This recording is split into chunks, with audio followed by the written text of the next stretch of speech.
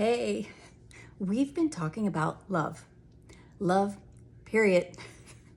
And we talked a little bit about, what it is and how do we love ourselves, because we can't love anyone else appropriately if we don't first learn how to love ourselves. And today I want to talk about walking in love. Walk it out. Do you guys remember that? It was a dance show, and they always did this crazy little walk it out, right? Am I right? I think that's what they said. Anyway, I digress. Walking in love. And I always say love is a verb. Love is an action word. So how do we walk in love? Once we figure out how to love ourselves, to be kind to ourselves, to appreciate ourselves, to be a good friend to ourselves, to trust ourselves, then we can start loving others appropriately and walking every day, just walking through our life in love. How awesome to be able to walk through the day, through any situation, to walk around any person, to walk through your workday, to walk through strangers, to walk through people that aren't very pleasant, and to be able to walk through all of that in a loving nature.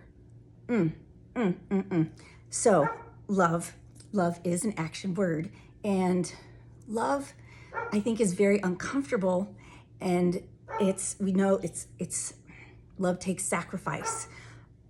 It's costly, and service. It takes service. It takes a heart of service it's unconditional. It has no expectations. We hand it out, we give it, we act in service, we find needs and fill them, we sit and listen, whatever it is, whatever type of love is required for that moment. And it expects and often gains nothing in return.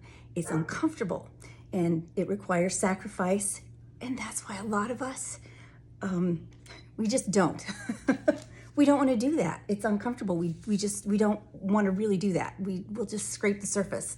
So love, I'm going to read this real quick. And this is in Ephesians, New Testament, book of Ephesians, chapter number 5 and verses number 2.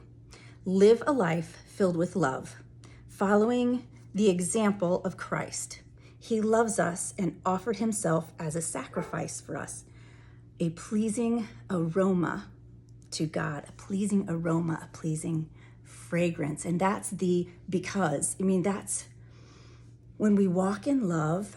Don't you want to leave that kind of fragrance in a room? Do you know someone that has like that signature perfume, and you always know when they've been there, and you identify it with that person? I know my one daughter always, there was a perfume that I wore for years and years, and she's like, Mom, why don't you wear that anymore? What was that? Because it was like my signature fragrance, I guess. And whenever I was around, she knew that was my fragrance, someone that she felt safe with, someone that she knew she was loved by, someone that took care of her, someone that didn't expect anything in return from her. And how wonderful to have that kind of aroma or fragrance that we leave behind wherever we go, a fragrance of love. And that's not at all what I was going to say, but that's why I have not been preparing these, because I don't know, they just come out not at all what I would do.